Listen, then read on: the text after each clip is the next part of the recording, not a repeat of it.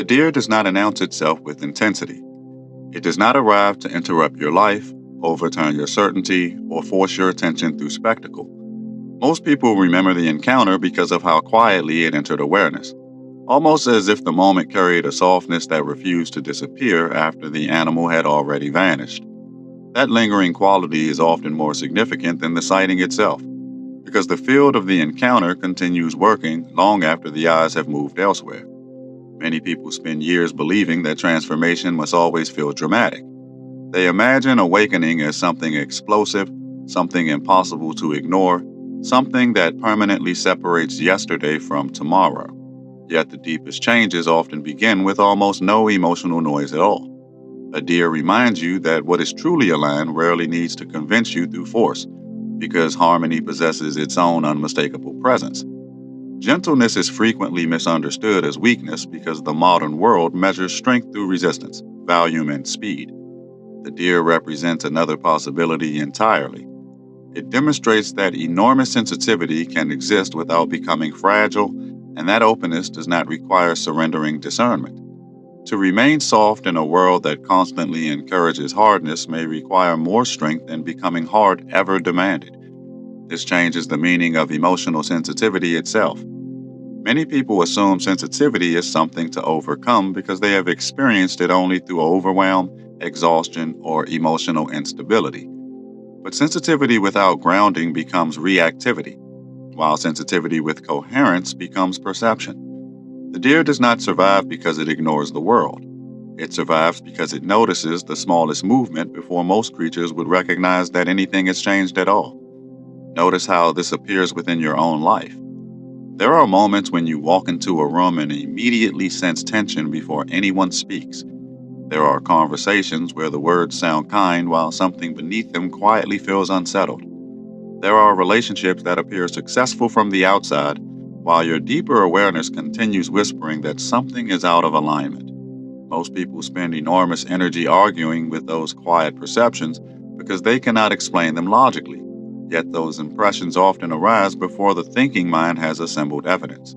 The deer teaches that awareness does not always arrive through analysis. Sometimes it arrives through coherence. When your inner world becomes sufficiently quiet, perception begins operating through relationship instead of calculation. You are no longer solving reality. You are participating with it. The nervous system gradually shifts from defending itself against every possibility toward recognizing the patterns that naturally belong together. This is why heart coherence becomes more than an emotional phrase. It describes a condition where your reactions no longer pull you away from your deeper center every few moments. The heart is not replacing intelligence. Rather, intelligence is no longer forced to operate independently from the rest of your being. When these dimensions begin moving together instead of competing for control, your decisions become simpler because they emerge from greater internal agreement. Most suffering contains some form of inner disagreement. One part of you wants security while another longs for expansion. One part seeks acceptance while another refuses to abandon authenticity. One part remembers old pain while another already senses the future trying to emerge. These internal voices create friction that eventually becomes exhaustion, not because any individual voice is wrong, but because none of them have learned to move together. The deer appears as a reminder that harmony is not achieved by silencing pieces of yourself. Harmony develops by allowing every genuine part of your experience to gradually find its appropriate place. The frightened part no longer needs to control your life, yet it is not rejected. The confident part no longer dominates your identity, yet it is welcomed. What once competed slowly begins cooperating until your inner movement resembles a living ecosystem rather than a battlefield. This creates a surprising form of confidence. It is quieter than certainty because it no longer depends upon always being correct. A coherent person can change direction without feeling defeated because identity is no longer attached to defending previous conclusions. The deer turns quickly when necessary, not because it lacks commitment, but because remaining alive requires responsiveness more than stubbornness. Flexibility becomes an expression of intelligence instead of indecision. Many people miss opportunities because they mistake gentleness for hesitation. They assume that if something feels peaceful, it cannot possibly be important enough to follow. Yet many of life's most meaningful invitations arrive without pressure. They appear as recurring curiosity, repeated encounters, subtle encouragement, or a growing sense that a particular direction continues feeling quietly alive. The ego often overlooks these moments because it expects destiny to arrive wearing louder clothing. There is another reason the deer appears alongside the owl. The owl reveals what has been hidden in darkness. It uncovers illusions, exposes forgotten truths, and helps you see beyond appearances. But if awareness expands without tenderness, insight can become sharp enough to wound the person receiving it. Knowledge alone may separate you from others if compassion does not mature alongside it. The deer restores that balance. It reminds you that seeing clearly is only the beginning of wisdom. The greater challenge is learning how to remain open after clarity arrives. It is surprisingly easy to become cynical once illusion begins falling away. It is much more difficult to continue meeting people with patience while recognizing both their limitations and their hidden beauty at the same time. This balance transforms how you understand spiritual growth itself. Growth is not measured only by what you perceive. It is equally measured by what your perception allows you to become. If deeper awareness consistently produces greater fear, greater judgment, or greater isolation, then something within the process has become unbalanced. Genuine expansion gradually increases both discernment and compassion because reality itself is not divided against itself. You may eventually notice that deer encounters often appear during periods when your life is asking for less force and more listening. Not less action, but different action. Not withdrawal from responsibility, but a different relationship with effort itself. Instead of pushing reality into the shape you prefer, you begin cooperating with movements that were already quietly unfolding before your attention finally recognized them. From this place, synchronicity changes meaning as well. The deer is not demanding that every appearance become a supernatural message, nor is it asking you to dismiss every meaningful coincidence as random. It invites another possibility. Perhaps certain moments become memorable because your own coherence allows you to notice relationships that were always present but previously hidden beneath distraction.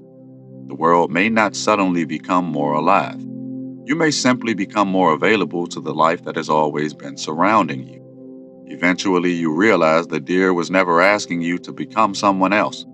It was quietly revealing what begins to emerge whenever fear no longer directs every decision, whenever the heart and mind stop competing for authority, and whenever awareness learns that true strength can move through extraordinary gentleness without losing any of its power.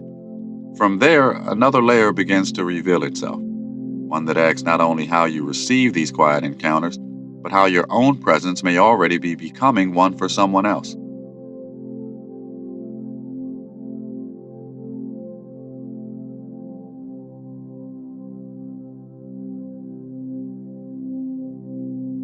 When the deer enters your life repeatedly, it may be inviting you to examine the relationship between protection and openness. Most people believe these qualities oppose one another, assuming that becoming more open automatically requires becoming less protected. The deer demonstrates another possibility. It remains deeply receptive to the world while never abandoning awareness of its surroundings. Openness without awareness becomes vulnerability, but awareness without openness eventually becomes isolation.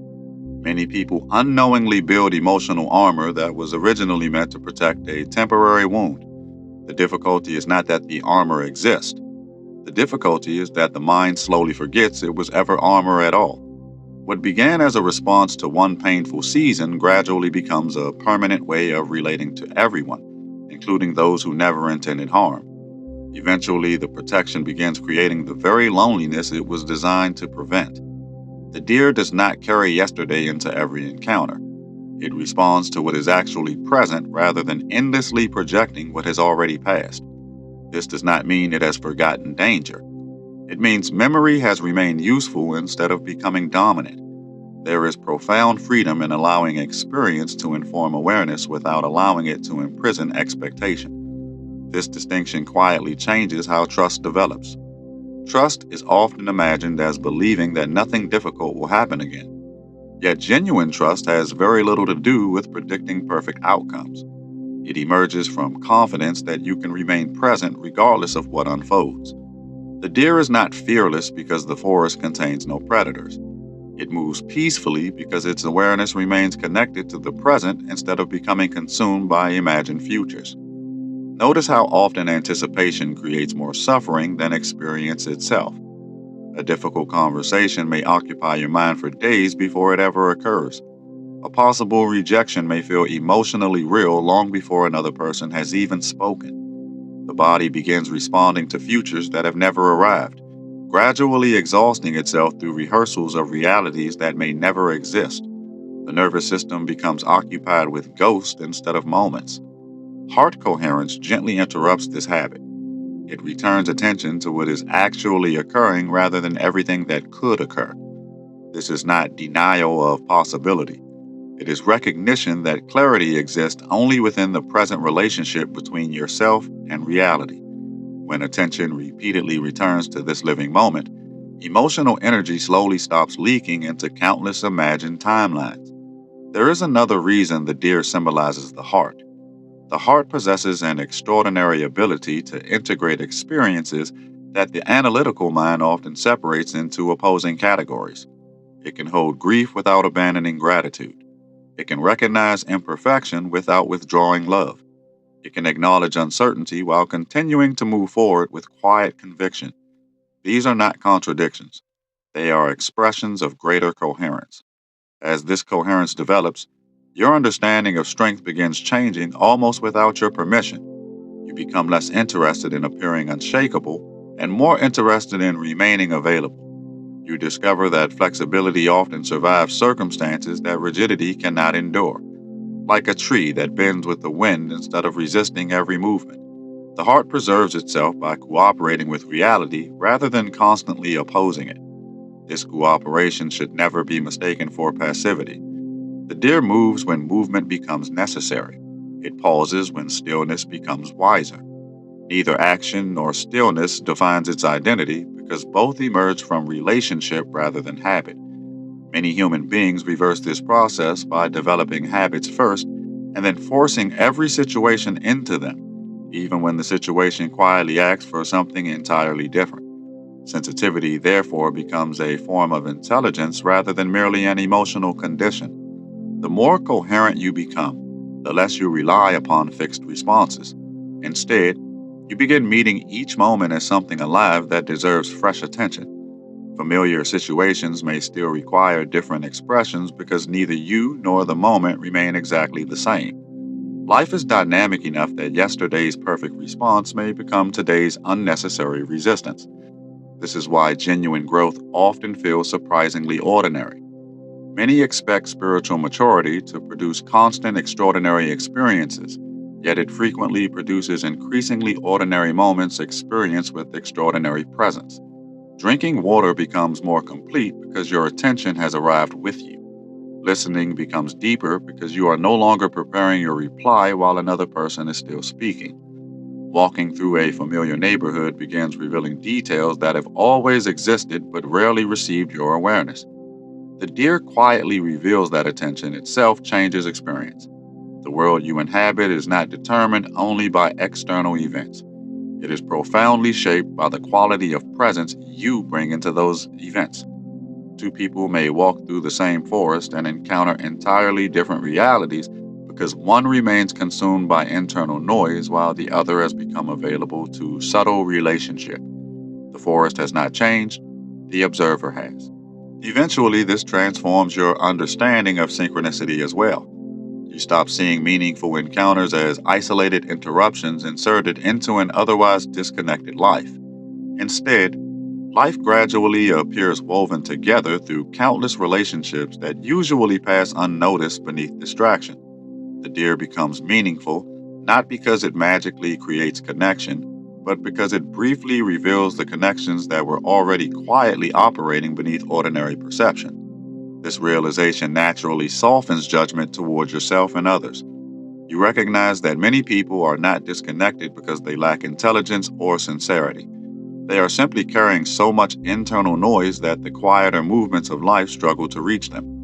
Compassion begins replacing frustration because you remember how difficult it can be to hear subtle truth while louder fears continue demanding attention.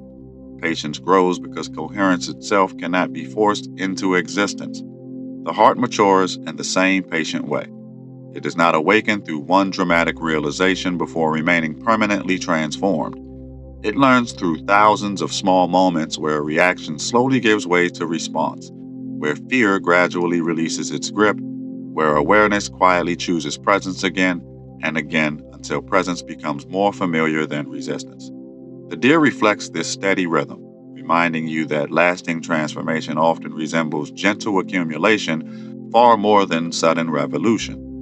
Perhaps this is why deer encounters so often leave behind a feeling that is difficult to describe. The animal may disappear within seconds, yet something inside you continues becoming quieter long afterward. It is as though the meeting was never asking for interpretation alone, but participation. The invitation remains not simply to notice the gentleness moving through the world, but to discover how that same quiet coherence may already be learning to move through you in ways that have only begun to reveal themselves.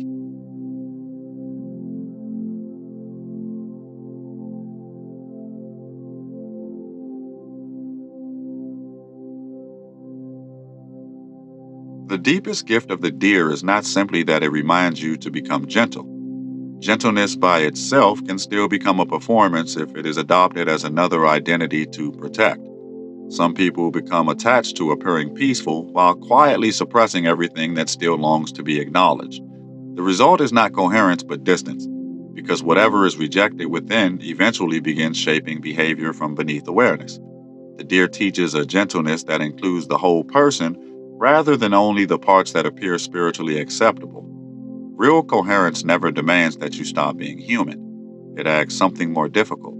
It asks that every experience gradually find its proper relationship within you instead of competing for ownership of your identity. Joy does not erase grief. Courage does not eliminate uncertainty. Compassion does not remove discernment.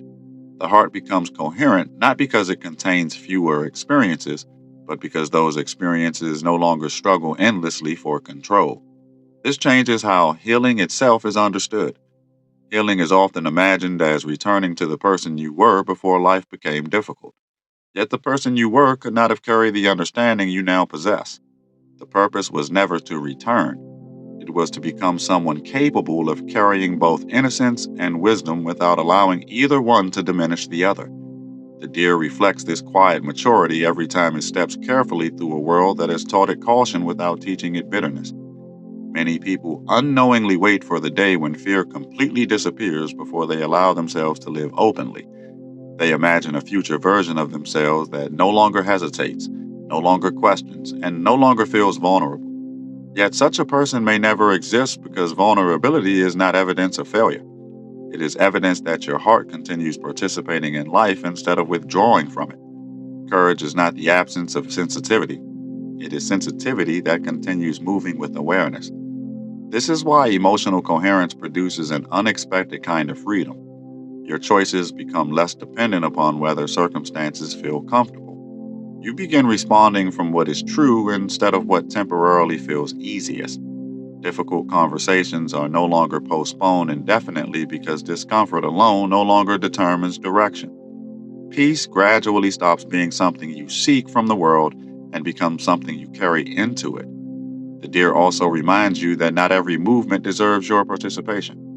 Sensitivity without discernment becomes exhaustion because every emotion, every conflict, and every expectation appears equally important. Coherence begins distinguishing between what genuinely belongs to your path and what merely passes nearby. You no longer feel obligated to enter every argument, rescue every situation, or carry every emotional weight that others unconsciously place before you. This is not withdrawal from compassion. It is compassion becoming wiser. There are moments when helping another person means offering presence. There are moments when helping means offering truth. There are moments when helping means stepping aside so another may discover strength that cannot be borrowed. The coherent heart gradually learns that love expresses itself differently according to what the moment actually requires rather than according to what habit prefers. Notice how much energy becomes available when unnecessary resistance begins dissolving. You no longer spend endless hours defending identities that quietly expired years ago. You stop rehearsing conversations that will probably never happen. Old disappointments lose their ability to define every new opportunity.